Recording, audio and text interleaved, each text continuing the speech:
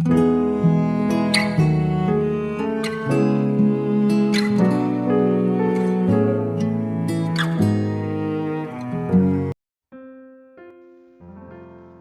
saudara yang dikasihi Tuhan Yesus.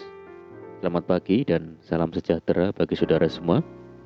Saya menyapa bagi saudara yang ada di Indonesia, dari Sabang sampai Merauke, baik yang di kota maupun yang ada di desa, dan saudara semua yang ada di Malaysia, yang ada di Sabah, di Sarawak, di Kuala Lumpur. Senang sekali kembali menjumpai saudara kembali pada saat pagi hari ini. Kiranya damai sejahtera dan sukacita daripada Roh Kudus senantiasa melimpah di dalam hati dan kehidupan saudara semua. Dan kiranya saudara semua dalam keadaan baik dan sehat selalu, puji Tuhan. Selamat datang kembali di channel Pokok Anggur bersama saya Yosia Krispianto. Mari saudara, sebelum kita bersama-sama merenungkan firman Tuhan pada pagi yang indah ini, mari kita bersama-sama bersatu di dalam doa. Bapa di surga, Bapa yang baik, Bapa yang penuh dengan kasih dan karunia, Bapa yang kami muliakan di dalam nama Tuhan Yesus Kristus, kami sungguh mengucap syukur oleh karena pertolongan dan penyertaan Tuhan yang luar biasa di sepanjang malam dalam istirahat kami. Tuhan yang menyertai kami, menolong kami, sehingga kami boleh bangun pada pagi ini dan melewati malam hari ini dengan penjagaan dan perlindungan Tuhan. Dan saat pagi ini kami kembali rindu ya Tuhan untuk merenungkan firman-Mu. Mari berbicaralah kepada setiap kami, urapi kami, dan jamah setiap kami ya Tuhan, sehingga kami dapat memahami maksud firman Tuhan. Terima kasih Tuhan, kami siap merenungkan firman-Mu hanya dalam nama Tuhan Yesus Kristus kami berdoa. Amin. Puji nama Tuhan saudara. Pembacaan firman Tuhan pada pagi ini terambil di dalam Mazmur 46 ayat yang ke-2. Demikianlah firman Tuhan. Allah itu bagi kita tempat perlindungan dan kekuatan, sebagai penolong dalam kesesakan sangat terbukti. Puji Tuhan. Saudara yang kasih Tuhan Yesus, suka atau tidak suka, kita harus mengakui bahwa masalah selalu menjadi bagian hidup manusia. Dan tentunya hal itu akan mempengaruhi sikap hidup manusia sehari-hari jika tidak segera terselesaikan. Dan jika sudah terselesaikan, maka ada rasa kelegaan yang sungguh-sungguh luar biasa. Namun bisa jadi masalah berikutnya yang tidak pernah kita tahu telah mengantri di belakangnya. Saudara, sebagai orang percaya, bagaimana seharusnya kita menyikapinya semuanya itu, saudara? Pada umumnya reaksi otomatis yang muncul saat seseorang menghadapi berbagai macam permasalahan adalah takut. Walau sebenarnya kita sering melihat dan merasakan kuasa mujizat Tuhan dinyatakan atas hidup kita, akan tetapi ketakutan tetap saja menjadi reaksi kita ketika menghadapi permasalahan. Kita condong untuk takut terlebih dahulu ketimbang percaya kepada Tuhan. Saudara yang kasih Tuhan Yesus, Daud yang adalah manusia biasa seperti kita, selalu kuat dan mampu bertahan di tengah badai hidup yang menderanya. Lalu apa rahasianya, saudara? Karena ia menjadikan Tuhan sebagai tempat perlindungan dan sumber pengharapan. Daud mengalami sendiri bahwa Tuhan sebagai penolong dalam kesesakan itu sangat terbukti. Siapa yang menjadi perlindungan dan sumber pengharapan kita saat ini, saudara? Apakah orang tua? Apakah suami? Apakah aset perusahaan? Apakah uang, deposito, harta kekayaan, atau jabatan? Jika kita berharap dan bersandar pada semua itu, kita pasti akan kecewa dan menyesal. Itulah sebabnya Daud tidak pernah melupakan kebaikan Tuhan. Daud berkata, "Apabila aku ingat kepadamu di tempat tidurku, merenungkan engkau sepanjang kawal malam, sungguh engkau telah menjadi pertolonganku, dan dalam naungan sayapmu, aku bersorak-sorai." Puji Tuhan. Saudara yang kasih Tuhan Yesus, sejak dari mula dan muda, Daud percaya bahwa satu-satunya pengharapan itu adalah Tuhan saja.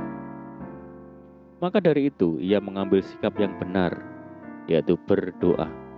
Berseru kepada Tuhan adalah langkah untuk memadamkan segala ketakutan dan kekhawatiran yang membelenggu kita. Mungkin kita berkata, aku sudah berdoa, tapi belum juga ada pertolongan.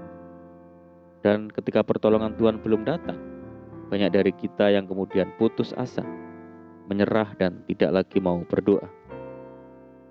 Kemudian kita mencoba mengatasi setiap persoalan dengan kekuatan sendiri dan mencari pertolongan kepada manusia. Di dalam Lukas 18, Tuhan Yesus menasihatkan agar kita selalu berdoa dengan tidak jemu-jemu. Meski doa kita belum terjawab, tetaplah bertekun di dalam doa dan menantikan Tuhan dengan setia, saudara. Mazmur menegaskan bahwa semua orang yang menantikan Engkau takkan mendapat malu, puji Tuhan. Karena itu, di dalam Mazmur dikatakan, nantikanlah Tuhan, kuatkanlah dan teguhkanlah hatimu. Ya, nantikanlah Tuhan. Saudara kasih Tuhan Yesus, terkadang Tuhan mengizinkan doa kita belum dijawab karena Ia hendak menguji ketekunan dan kesetiaan kita. Percayalah bahwa pertolongan Tuhan itu tidak pernah terlambat atau terlalu cepat, tapi selalu tepat pada waktunya. Lalu apakah yang kita takutkan hari-hari ini, saudara? Sudahkah kita datang kepada Tuhan dan berdoa dengan sungguh-sungguh? Janganlah kita menjadi orang Kristen yang tekun berdoa dan setia beribadah jikalau ditolong dan diberkati Tuhan. Tetapi jadilah orang Kristen yang walaupun belum dijawab doanya, belum menerima kesembuhan, dan belum menerima pemulihan, tetap tekun berdoa, membaca firman Tuhan, dan melayani Tuhan dengan kesungguhan hati. Saudara kasih Tuhan Yesus, pagi ini, di hari yang baru ini, mari saya mengajak kita semua untuk tetap teguh berdiri dalam iman dan pengharapan kepada Kristus. Sekalipun pengharapan itu belum nampak, mari kita telah dari Daud yang memiliki hubungan yang intim dan erat dengan Tuhan. Sekalipun banyak masalah, tantangan, dan keadaan yang di luar pikiran kita, karena hanya dekat dengan Tuhan itulah rahasia kekuatan kita. Amin, puji Tuhan. Mari kita berdoa. Bapa di surga, Bapa di dalam nama Tuhan Yesus Kristus, bersyukur dan berterima kasih buat firman-Mu saat ini, mengingatkan dan mengajarkan kepada kami agar semakin mendekat kepada Tuhan, memiliki hubungan yang intim dan erat dengan Tuhan saja, melalui ketekunan di dalam doa dan pembacaan firman Tuhan. Karena itulah sumber kekuatan kami ya Tuhan. Mari ya Tuhan, meteraikan firman-Mu saat pagi ini ke dalam setiap hati kami yang paling dalam. Dan saat ini kami menyerahkan segenap hidup kami hari ini ke dalam tangan Tuhan. Tuntun kami dan bimbing kami ya Roh Kudus, sehingga kami mampu berjalan di dalam jalan-jalan Tuhan. Sertai kami dimanapun kami berada, berkati rumah tangga kami, keluarga kami, pekerjaan kami, usaha kami, anak-anak kami, cucu-cucu kami memberkati. Pendidikan kami Tuhan berkati. Pimpin kami ya Tuhan, sehingga kami terhindar dari malapetaka. Biarlah kehendak-Mu yang jadi atas hidup kami hari ini. Berikan kami hati yang tenang, hati yang damai dan dipenuhi dengan damai sejati yang daripada Tuhan. Kami serahkan hidup kami hari ini ke dalam tangan Tuhan. Tuhan yang turut bekerja bagi kami. Kami berdoa bagi setiap saudara kami yang terbaring sakit, Tuhan pulihkan, sembuhkan. Di dalam nama Tuhan Yesus. Yang menderita, Tuhan berikan kekuatan. Yang berputus asa, Tuhan berikan jalan keluar. Berdoa bagi kesejahteraan desa kami, kota kami, daerah kami dan negeri kami. Tuhan berkati, Tuhan pulihkan. Terima kasih Tuhan, ini doa kami. Hanya di dalam nama Tuhan Yesus kami berdoa. Terimalah berkat saudaraku. Tuhan memberkati engkau dan melindungi engkau. Tuhan menyinari engkau dengan wajah-Nya dan memberi engkau kasih karunia. Tuhan menghadapkan wajah-Nya kepadamu dan memberi engkau damai sejahtera.